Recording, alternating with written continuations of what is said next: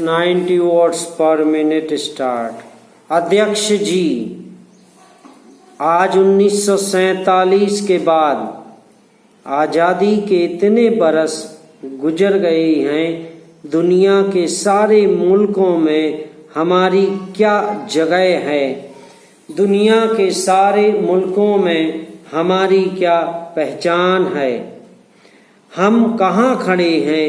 दुनिया के 100% गरीबों में हिंदुस्तान का नंबर पहले दर्जे पर है।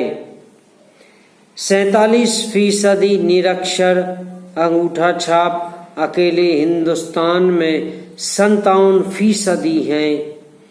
भीख मांगने में हमारा होलसेल ट्रेड है। हमारे लिए क्या रोजगार है?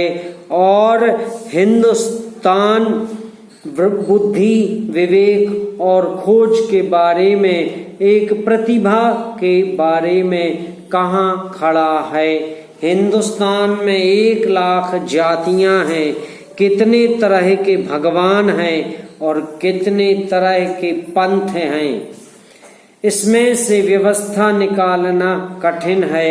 आज़ादी के दौर को हमने पार किया, उस समय भी हालत वही थी और आज भी हम जहां के तहां खड़े हुए हैं।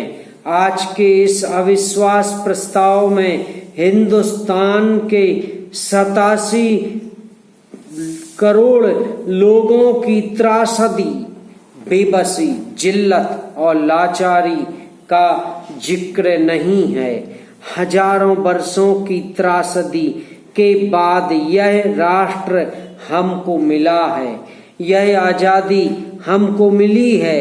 हमारी जिम्मेदारी है कि कोई ऐसी हरकत ना हो जाए जिससे बाद में परेशानी हो।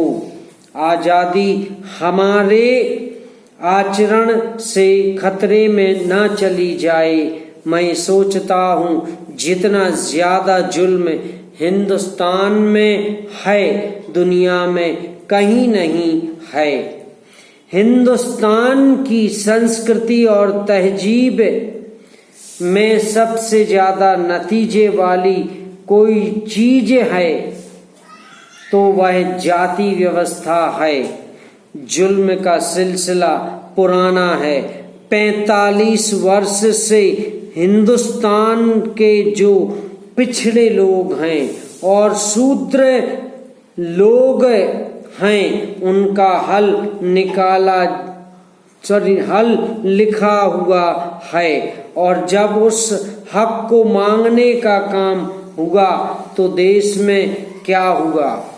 हमारी कल्पना में भी नहीं था कि बाबरी मस्जिद का ढांचा तोड़ा जा सकता है, लेकिन यह एक असहज काम हो गया। हिंदुस्तान भर के 15 करोड़ मुसलमानों के मन को हमने दुखाया है और आज हम उनसे मिलकर उनकी निगाहों में निगाह डालकर बात नहीं कर पा रहे हैं। क्या यह कोई दुनिया में गौरव की बात है? मस्जिद टूट गई, यह जो काम हुआ यह उनकी गलती से नहीं हुआ। भारतीय जनता पार्टी के लोगों को छोड़कर सब लोगों ने NIC में प्रधानमंत्री को ताकत दी कि आप मजबूत रहो और जो कार्यवाही करना चाहते हैं उसको करने का काम करो। इतिहास में इस काम को रोकने की जिम्मेदारी कांग्रेस सरकार की थी। नरसिंह राव जी चले जाएं, यह बात हमने कही है, लेकिन इस कांग्रेस पार्टी को मैं बिल्कुल बरी नहीं कर सकता।